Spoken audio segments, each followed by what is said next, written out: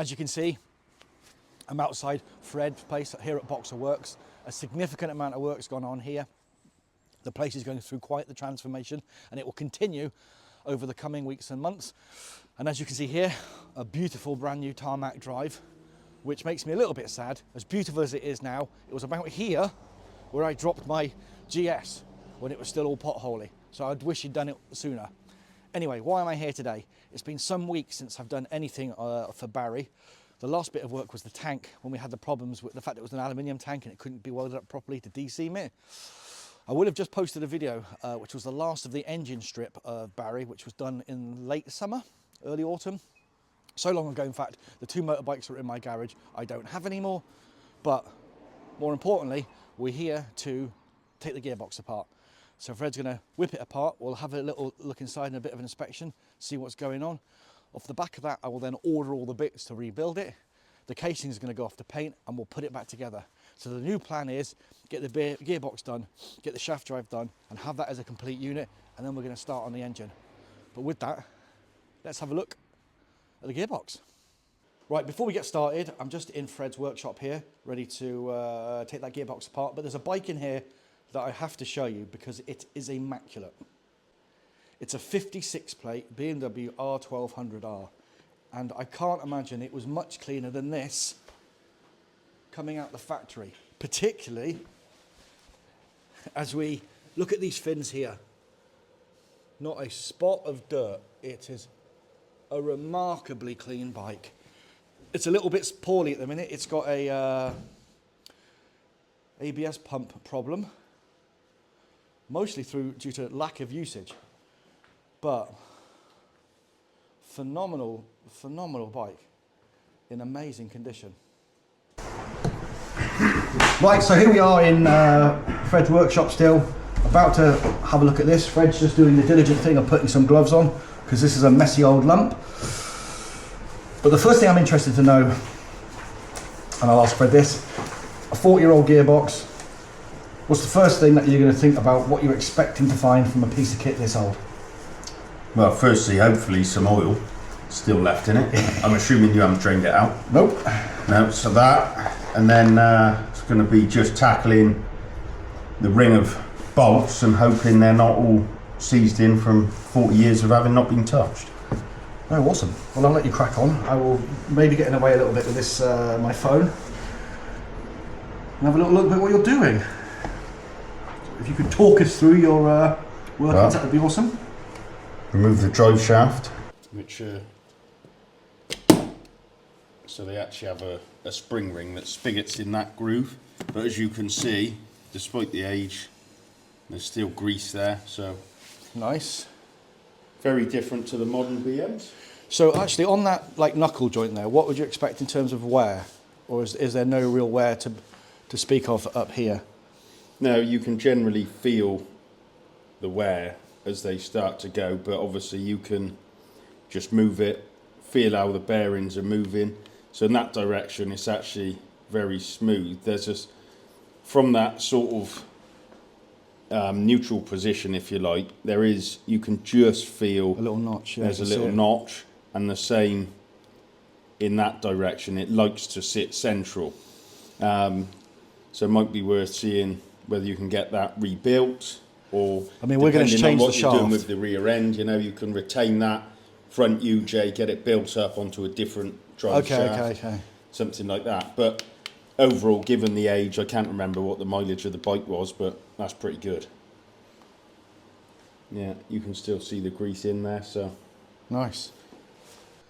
Now, I have warned Fred not to mention my butchery when I took this apart and just snipping things, so hopefully he will do an infinitely better job than I did, although I don't think that would be particularly difficult. Did notice about this gearbox is when it was still a bike and I bought it from your old man, is that the gearbox changes, even at this age, is still smoother than the 1300 GS gearbox. Well, you haven't ridden it, so you can't comment on that.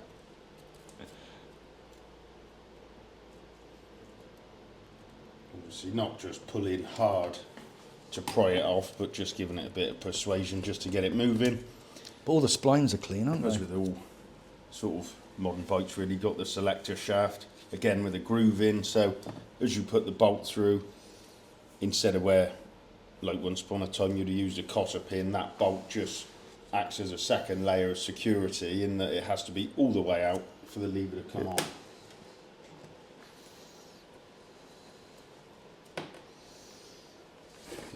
Drive shaft out, drive shaft, push rod.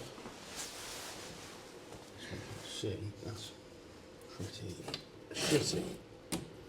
So definitely got a seal gone in there. You can see all the oil in the bottom. Oh yeah. And just by the state of the rubber gaiter, you can tell. So, Is it nice for you to get involved with this type of work rather than just servicings and tyre changes, etc.? yeah. I don't mind it. Would it be nice if you cleaned it, but certainly So just a circling can on tell there. it's been on there some time. Not No, a circling clip, a Jubilee Jubilee clip, sorry. Yeah.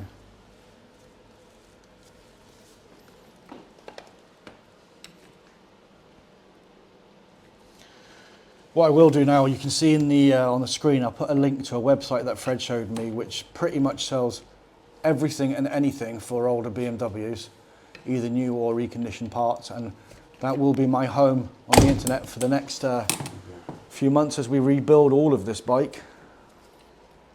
Wow.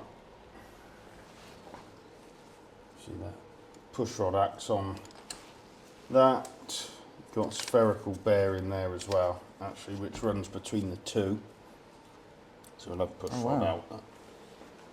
So yeah, push rod, the spherical bearing, which on some is more like a thrust washer. Then you can see the inner race there. So all very nice quality. So you wouldn't, I mean, it looks like there, is this a part that you'd expect to wear or degrade over time? Yeah, well obviously that's acting upon the clutch pressure plate. So as you move that in, you pull your clutch lever in. Yeah. Push rod goes in like so, pushes your push rod through, and then obviously onto the pressure plate to release the clutch. But where this end will engage with the pressure plate, it'll actually spin the rod. So that limits the wear on that rod, in that it actually allows it to spin whilst that arm is still acting upon it. So just from a sort of visual inspection point of view, are the casings the same sort of thickness now? Are they made out of different materials so they could be lighter and therefore thinner? On the liquid cooled bikes and the case series back to 1200s, it may be slightly earlier, but I was a little spring chicken then, so don't know too much about those or as much on them. But so your engine effectively is what you'd refer to as pre-unit, in that the gearbox is completely separate. So you've got bell housing, same as the air-cooled boxer models, that R1200R for instance. You've got your gearbox from there back, so totally separate casing and module. But yeah, I mean it is pretty chunky. There's plenty of material there. The castings are nice. And it'll actually be nice to see it all properly cleaned up. But you know, this is what BMW got their original reputation based upon, these earlier bikes, because they were just of such high quality. And you can see it, yeah, it's quite obvious.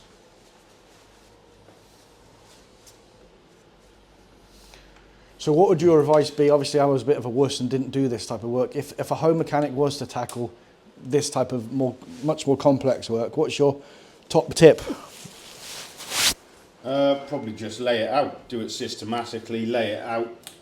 You know, got return spring, the clutch push rod, just lay it out so you can see what you've done, where the parts have come from and what they actually go with, and yeah, just take your time with it.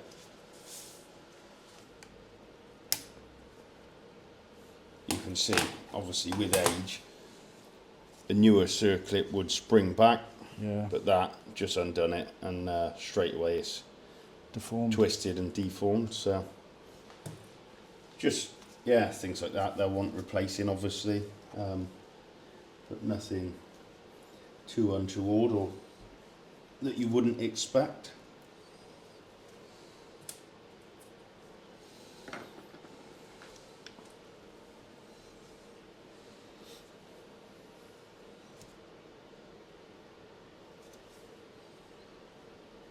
There's no cable in that one, was there? No.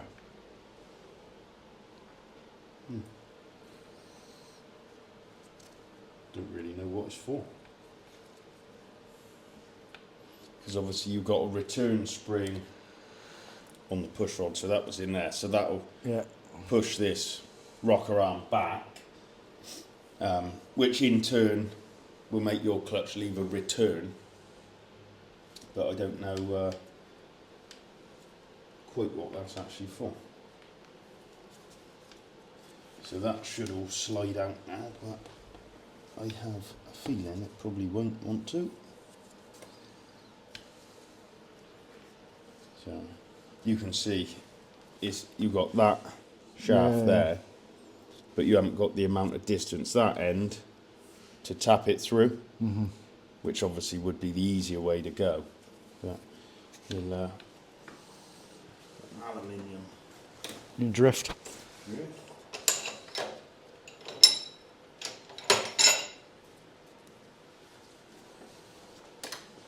It's quite an awkward angle there.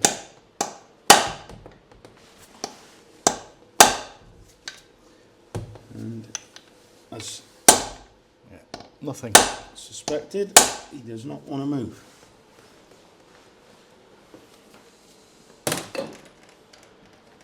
I mean, that's not actually crucial to have it out the way as such yet, but it would just be nice to When we start to clean it up. moved. Yeah, so I think what we'll probably do is get the gearbox apart, and can do that with a bare casing when I'm able to get around it a bit more. Maybe that we take this end off and try and get it moving through in that direction, and then pop it back through the other way. should make it easier to come back through. But it don't look like the diameters are different or anything, so Will there be any bushings in there? Anything that's causing a... I don't know whether there'll be bushings. I expect there probably is, the way that moves. But I mean, it moves freely there. This shaft is remaining in place, so what I expect, if there's a bush in here, it'll be the internal diameter of that bush that's seized to that shaft. Yeah, that's all part of the old stuff. Joys of it. Right, so here you've basically got your end plate. So you can see you've got a ring of bolts. That's what we're going to take out. Should lift that off, and then that'll expose the gearbox beneath, and we can get it apart.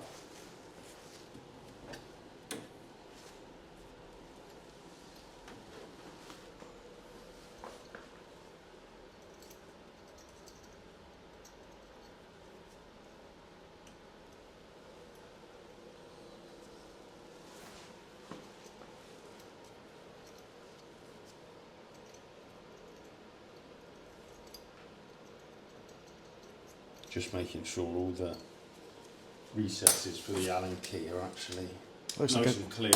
That looks like a dentist scraper. It is.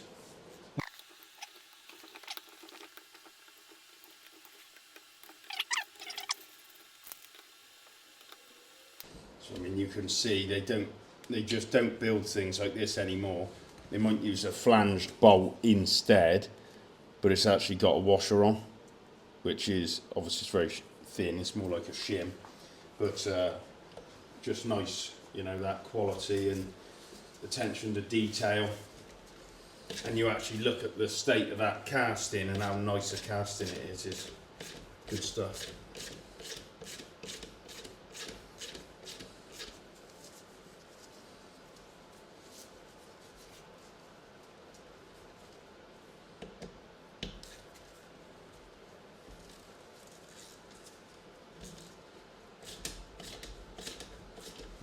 So before we whip this off, we start to see the innards of the gearbox. What wear are you expecting to see? You know, providing it's been lubricated and maintained, you'll see witness marks obviously where the gears have run, where the dogs slide across into the gears, which I'll explain what I mean by dogs when we open it up. But yeah, providing it's been looked after and it has had oil in it, it should just be sort of polished marks, which is what I mean by witness marks. Yeah, when you expose all the teeth of the gears.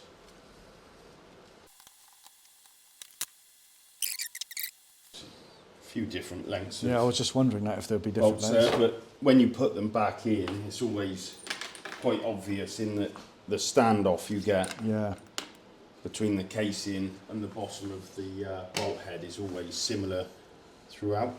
And if you actually look, you can see how they got sort of crisscross in there, and in certain areas of the casing, it's almost like webbing, just to increase the strength there. Yeah.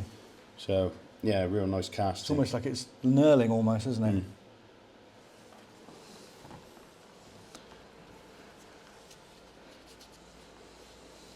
Oh, we've got an oil leak, finally. Yeah, that'll be out. Well,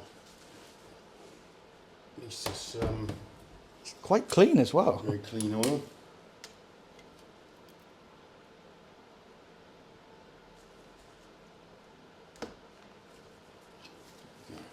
Broken away already, so that's nice.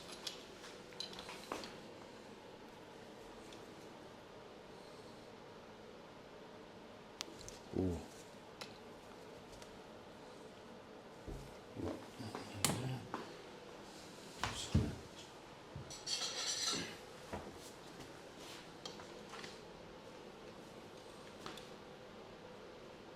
He's lifting there. Is that what those little tangs are for? Yeah.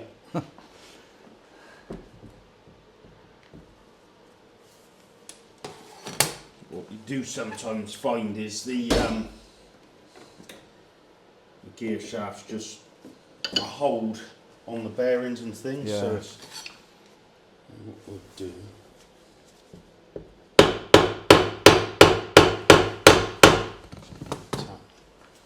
Obviously using a plastic mallet just to be sure not to do any damage there.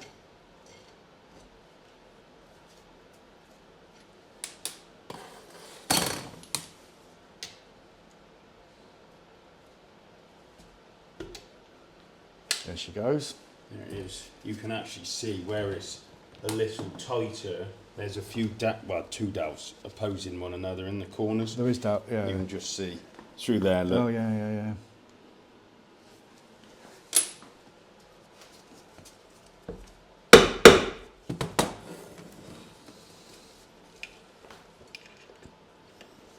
Obviously we want the complete cassette to stay in the box, just as it makes things a lot easier separating.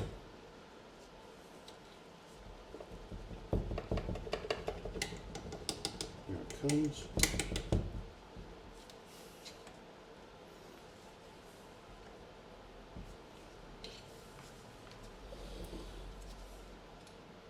Spider.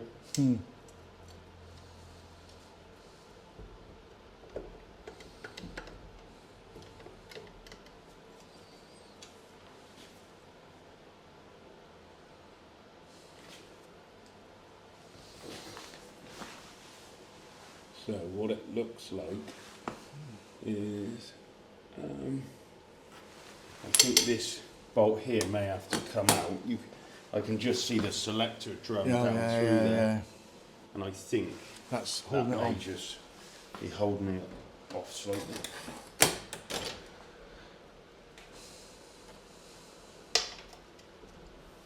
You can't teach that, Fred. No, I know. I was quite nervous about not getting the right one first time. Right, when this goes on his side, it's definitely going to piss oil out.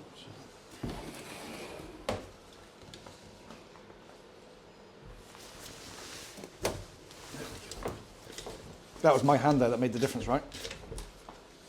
If it makes you feel better, yes. Thanks, mate.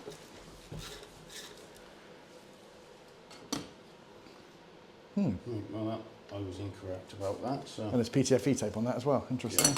yeah. So based on that, the only way is up.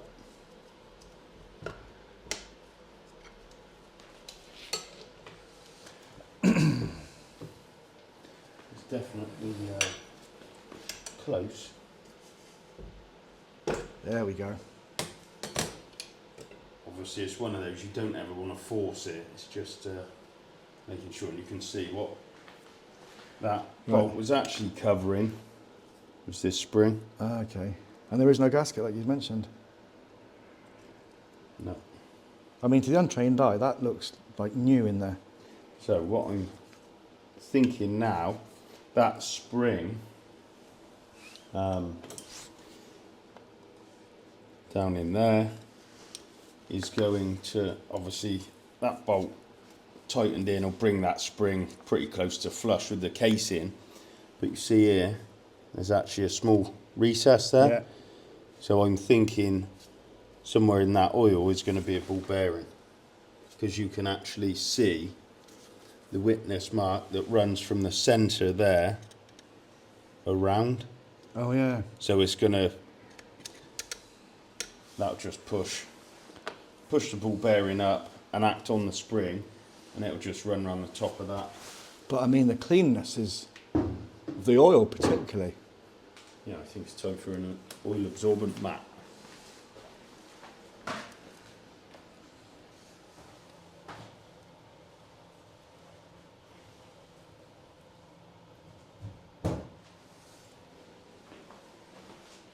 If you get your office hands on that.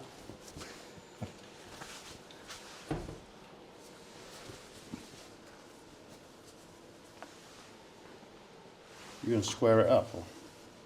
Thank you. So yeah, that is very tidy. So what's the first thing that jumps out at you?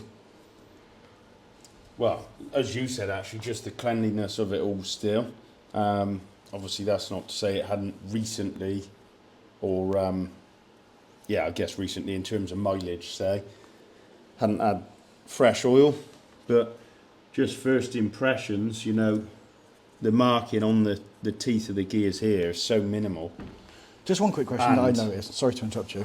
Is that looks like there's a broken bit there on that bit? So there? if I was an untrained eye and I went, well, that looks like that's broken. What's that? So that is where this top case, you've got a sprung detent. Okay. So basically that is on there. And that sits in that That gap. sprung detent runs around the outside of all of these. Mm-hmm. So what it does with your selector shaft, which is the other side, you change gear and you can see you've got teeth on there. Yeah. And what that does on the selector drum is pushes on pins and rotates it like so. Yeah. And you can see there you've got a selector fork moving up and down. Nice. Yeah? Yeah. So that spring detent just helps in that, you know, you change up, for instance, and just for argument's sake, it pushes the selector wheel anti-clockwise. The spring detent goes over the peak, down into the trough, and then you get a nice positive engagement into that gear. The broken one is neutral. Ah, okay. So that's your between gears. Ah, okay. Because obviously that would be a peak if you look at the design of that. But because you just take the top off and divot it, that gives you your neutral. So you might have first, neutral, second. Nice. So that's all that is. Thank you. You can see there as well, I've actually just knocked that and moved the shim. So that's spaced. Obviously you've set the backlash of the whole shaft back and forth, and that's what that's doing, that shim. Look, yeah, two there. Ooh.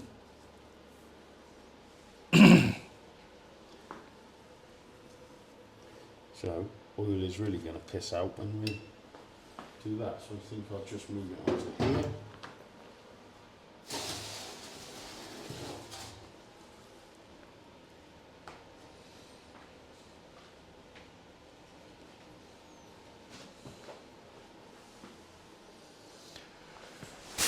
So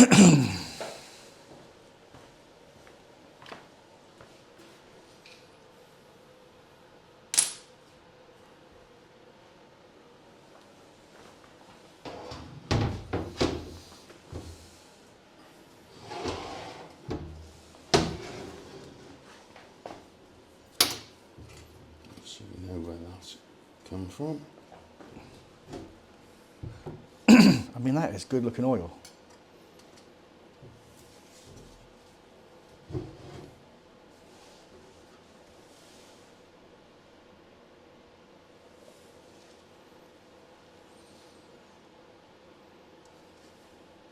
So we know this bike ran just before COVID.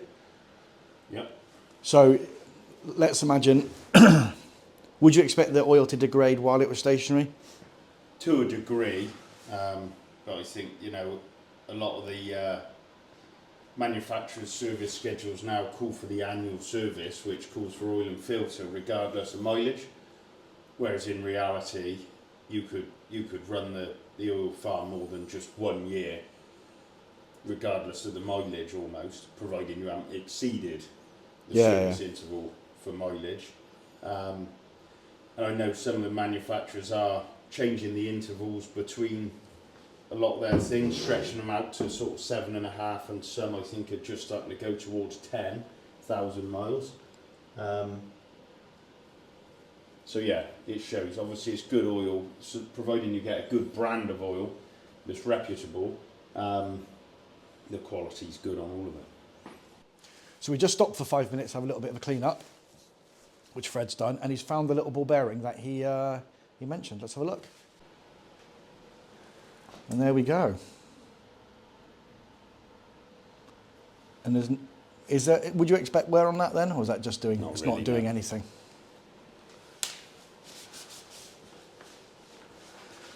Right, I'm back to it. I'm not ready yet. Let's have a look around. So it'll be an S1000 XR. Have a look at the flywheel on the stator. It was in a crash and the stator. Oh, so this has been in a crash, Fred was just saying, if you can hear him. Oh, Jesus Christ. So yeah, the stator just touched the inside ring.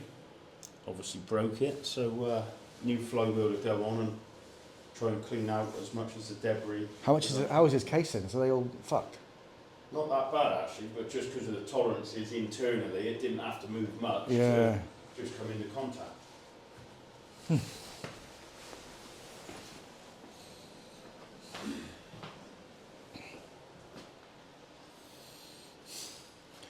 And this customer's left on his film, on his dash. It's just done 900 miles. 900 miles on The a... Sport was a category N write-off. Wow. It's a 21 plate with 900 miles. Huh. Remarkable. Right. Let's get back to it.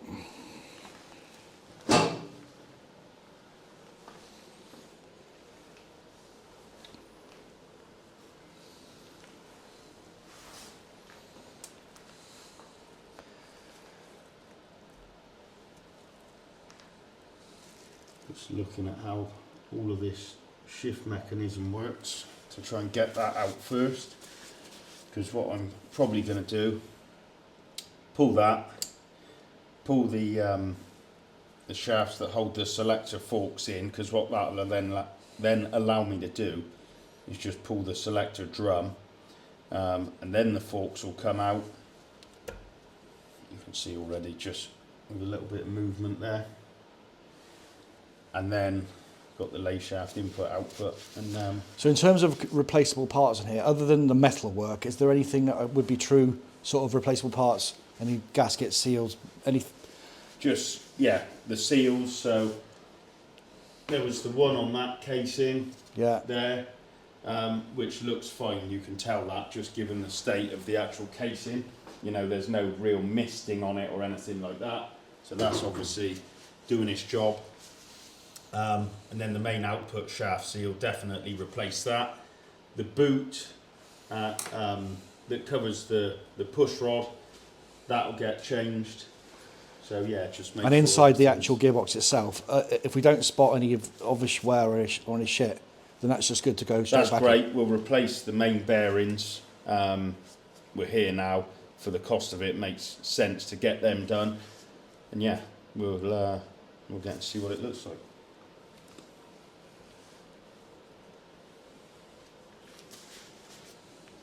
And also, I had noticed where. So this is the shaft. This is the input shaft. So we've got input, a lay shaft, and then the output shaft. Push rod comes through here for the clutch, and then that will spline onto the. Do they have a master clutches, spline on them? Not generally, no. Not for those. There's no need to, providing your flywheel and the clutch is sort of balanced. The clutch then bolts to the flywheel in a certain way, and then that spigots to your clutch. Because obviously if it's spigoted to the flywheel, it'd just be turning all the time. Yeah. And then, yeah, the clutch obviously... Just a minor point. What's that smeg on the end of that then? That's not rust, obviously, because No, it's not rust. Just may have been some sort of assembly paste.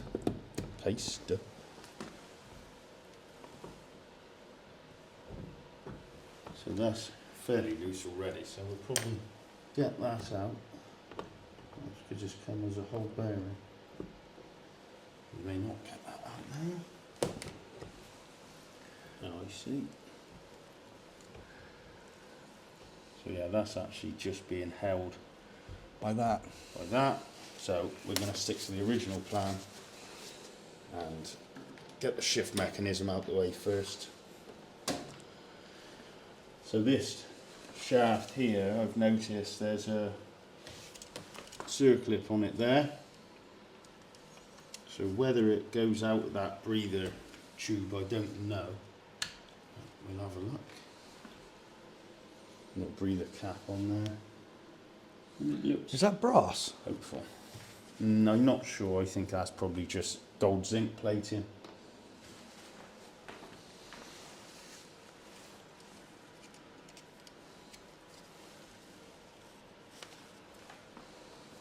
But obviously the nice thing about everything now is that because it's running oil, it should, in theory, come apart nicely. I'm just going to get...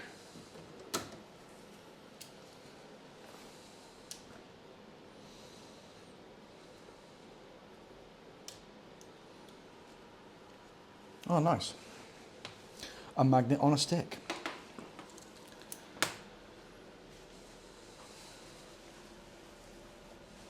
It's nice to see that crisscross thing all the way through.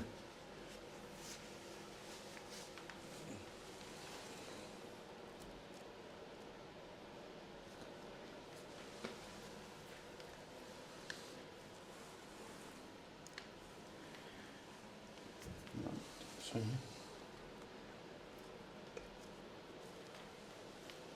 held on something.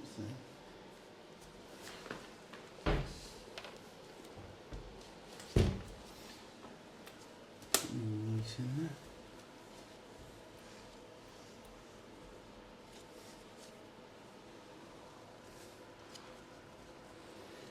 Right, typically, doesn't want to go up through there, it's too small, so I'm going to have to remove that Collet. breather tube. That'd be just a compression fit, wouldn't it? Yeah.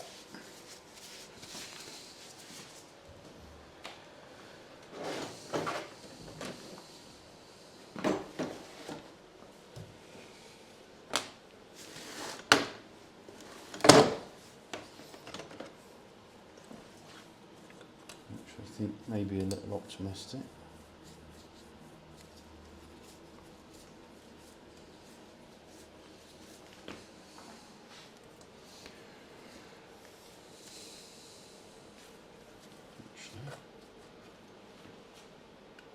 Should be alright.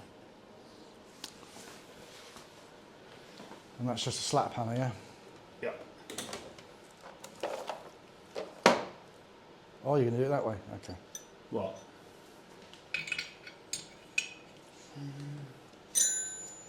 just tightening it up first.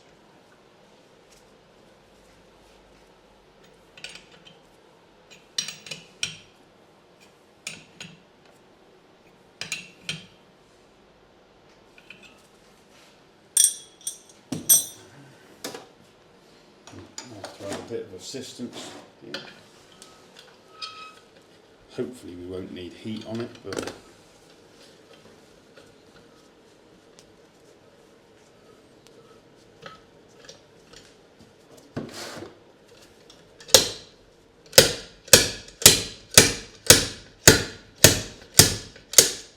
so that's where it's need heat on it. You didn't move a mill there. No. It's actually not that good a lip on the end of this collet either, so that doesn't help. And all it's done is where it's swaged, Yeah. it's actually just tried to open it up. So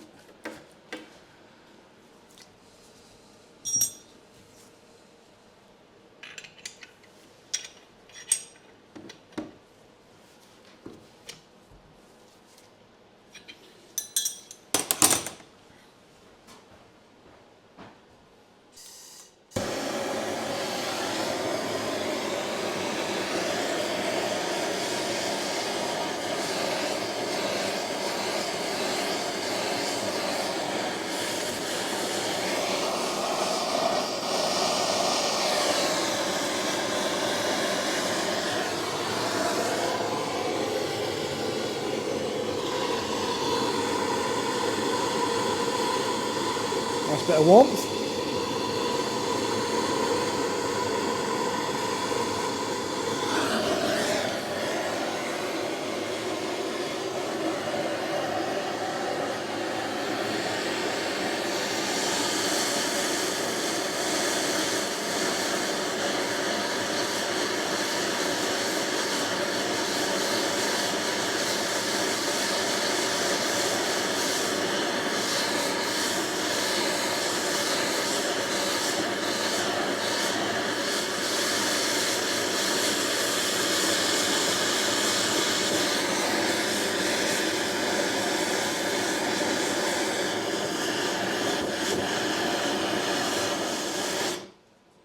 let's give that a go.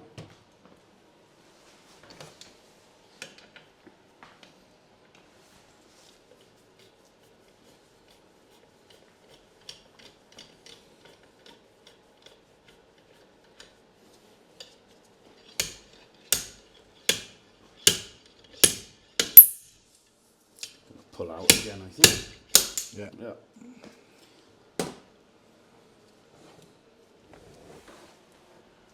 Well, unfortunately, looks like you're getting a new one of them.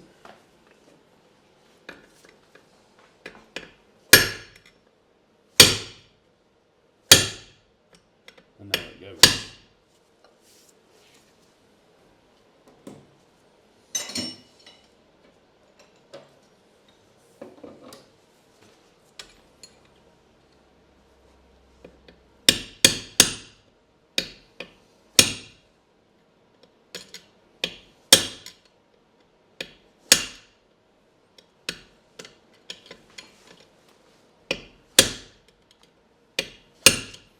Just trying to avoid, obviously, picking up on the aluminium casing.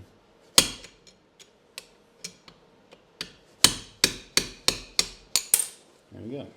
Boom. Still looks nice and neat in there too, so precision. Acoustic adjustment goes a long way. So now that Is he going to go? yeah, okay. It's just pitching a little bit. That's all. Look, now he's poking out. There it is. Nice, mate. Real nice.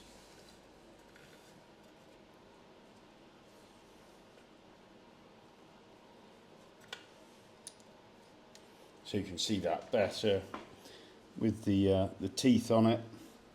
And now as you shift, it moves that up and down, which in turn is sat on that locator there, transmits the forces onto those teeth and spins the selector drum. Clever stuff. Tidy away. Just going to be laying stuff out very shortly. So after another clean-up, where are we, Fred? So we've got the or part of the shift mechanism out. Left the sort of detent that attaches to the actual selector shaft. So if you look there, that's the selector shaft that the gear lever's on. You go down, that goes down, you go up, that goes up. But now what it has done is just given us a bit more room. So we're going to pull these two shafts which hold the selector forks, because they've both got locator pins that you'll see shortly go into grooves on the selector drum.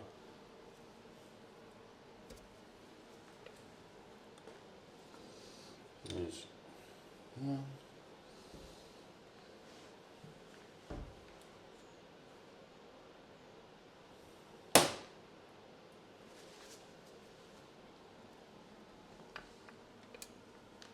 All right, nice. They got little.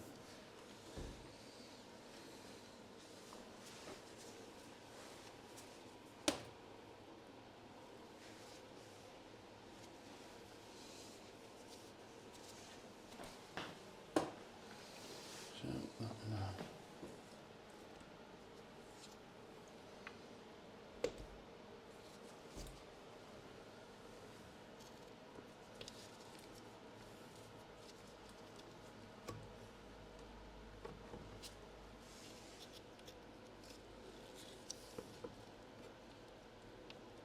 I'm mugging you off. All sorts. There we go. It's just another collet that's fallen. There we go. There we go. So I wasn't sure whether this was going to be aluminium or not, but it is Ali, hard anodised. Nice colour, isn't it? Yeah. So that's just the colour of the anodising. You can see a bit sort of mildew in here, probably where it's just congealed slightly at some stage. I mean, it looks brand new still. And now, obviously, you can see those pins I mentioned earlier, in which those forks Sit in. act upon. But yeah, that is good. So what you end up seeing is here, where you've got the points of directional change, you end up getting wear marks. But given the age and so is that worth a replacement for that, or is that just... No. You see some of them, and it's really badly stepped. You can feel it slightly. You know, when you're going against the cost of that V, how much you're actually going to do with the bike, you've got to weigh it up. But it's just inevitable that you will get that wear. Yeah. So. And now in there, you can see, so these little collets actually sit on the pins of the selector forks like that. So they just act as rollers. So that is good. Obviously that helps limit wear in that they can roll. Whereas you see on some of the smaller gearboxes, it's just a pin. So obviously it actually scuffs and drags. So again, just a nice little bit of quality that they've still held. So what I'm going to do now, can't get that out yet, but I should be able to get these forks out, and then I'm just going to use a vibro extra to mark the fact that we've got output shaft, top, bottom, and then that one we got lay shaft, and it'll just mean going back together it's all in the right orientation.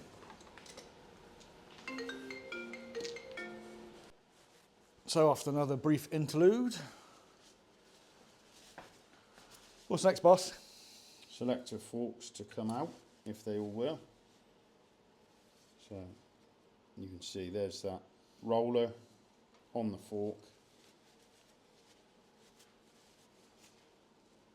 And I actually did etch that lightly earlier, so you can just see on it. You probably can't on camera actually, because that's shit.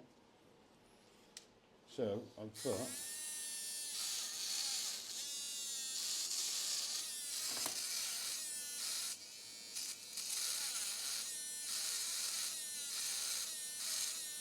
output.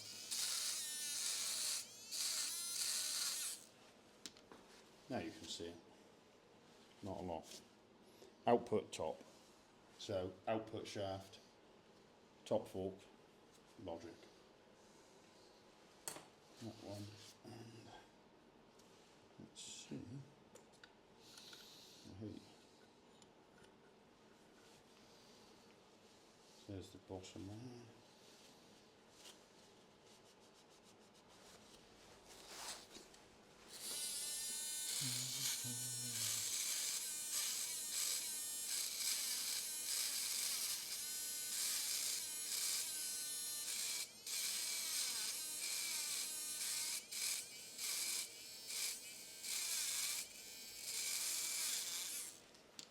There we go.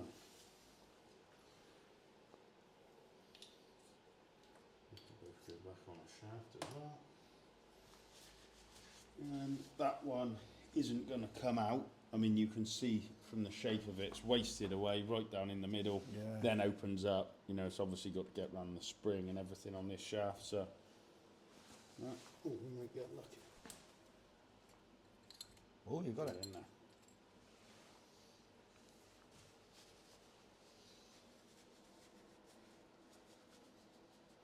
And obviously that's the last one anyway, but you can see in design quite different to those two.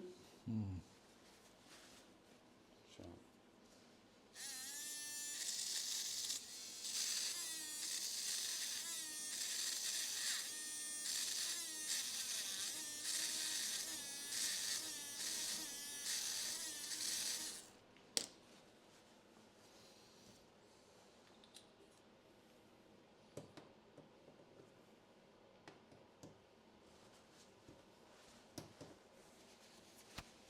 So these studs here, what do I need to do about them? what were they holding? See. Battery or something like that? Yes. Get a set of grips on them and undo them. Because obviously that would have corresponded to those, again, potentially on a different model. It would have... Is either battery mounted or something. Not sure that is battery. centre stand? Well, it won't be the centre stand, because that's the top. It won't be the of centre the stand. casing. You're right, it's not. So I should hope it's not. I can't remember. Slept since then.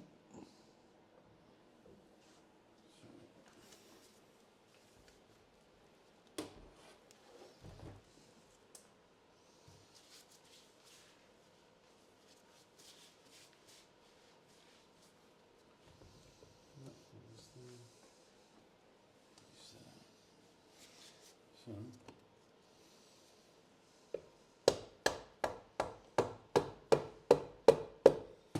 he's moving.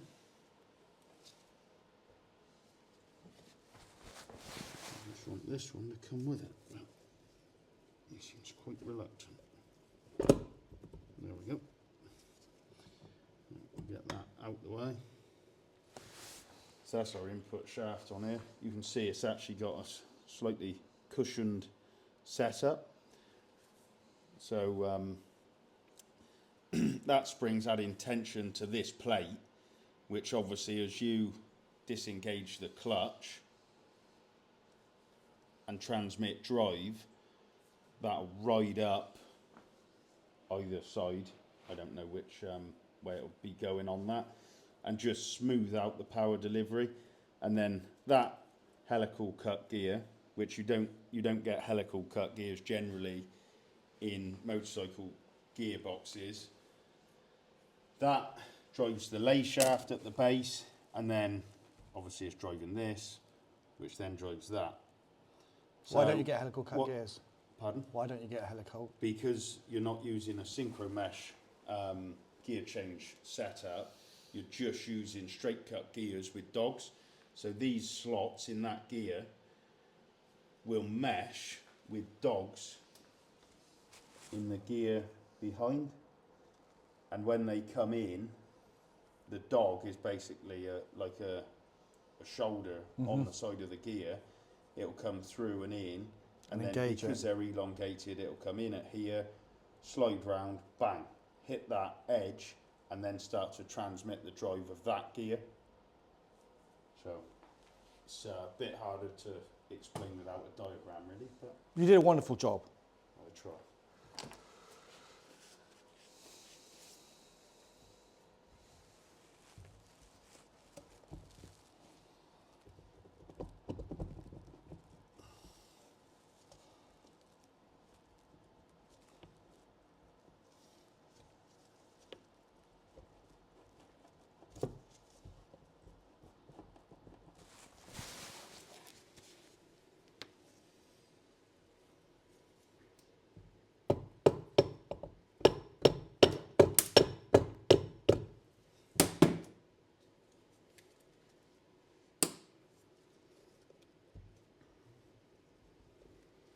I've got a feeling that this lay shaft is probably bringing the bearing out with it.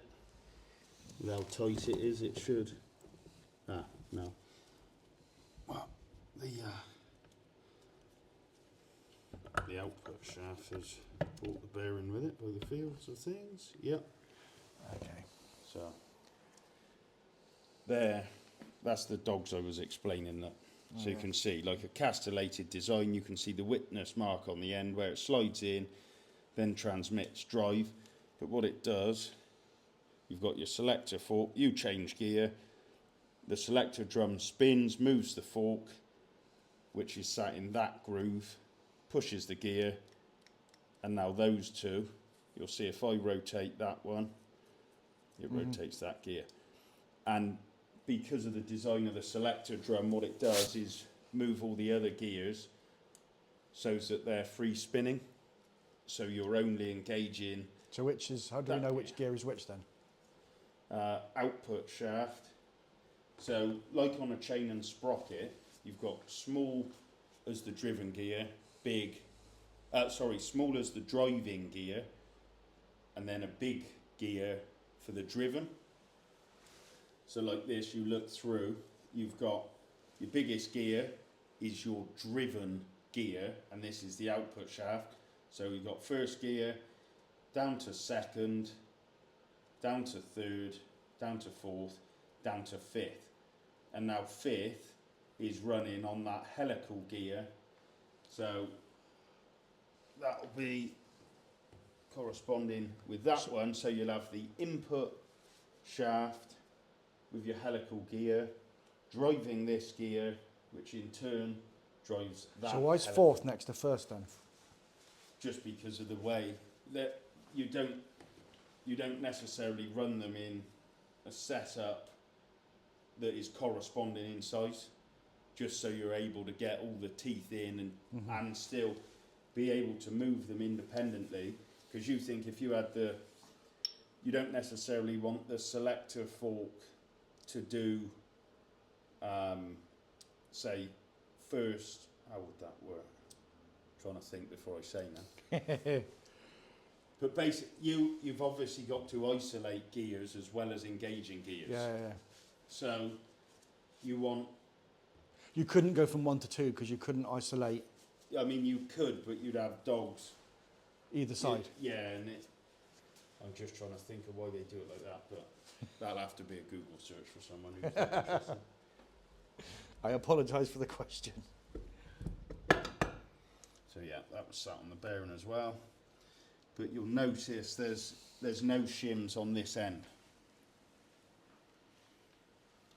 So there, look, what you end up with, those two mesh together, helical cut, and then it was this gear driving the lay shaft. Yeah. So fifth is direct, bang, bang, bang.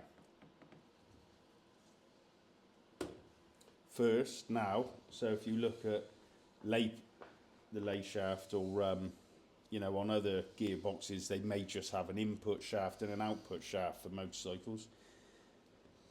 Your driving gear for first wants to be the smallest one, going against the driven gear being the biggest one. So then that gives you, because it's driven over driver, to work out gear ratio, and then depending on what you get, you'll see if you did the equation for all the gears, you'd see how the ratios go down in a sort of sequential order. Yeah. Or yeah, they're actually scaled. So now what we got left in there is our selector mechanism, which will be a case of undoing that one to then slide the selector shaft out, and then we can take that out. And what bits do I have to take out before he goes off to get blasted? Dowels, Those seals. Seals. Is that a seal there? What's that? No, that's just the casing. Okay.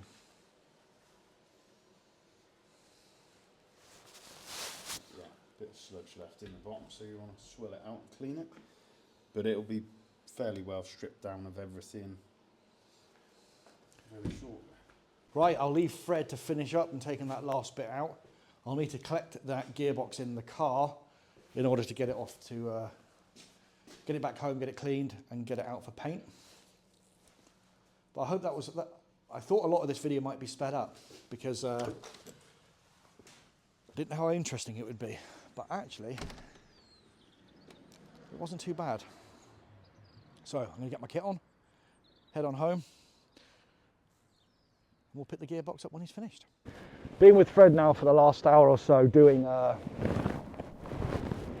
taking all that gearbox apart. He really does know what he's on about, that boy. Don't tell him I said that though. So to remind people, there's an open day here on the 21st with a coffee shop, or a separate coffee shop.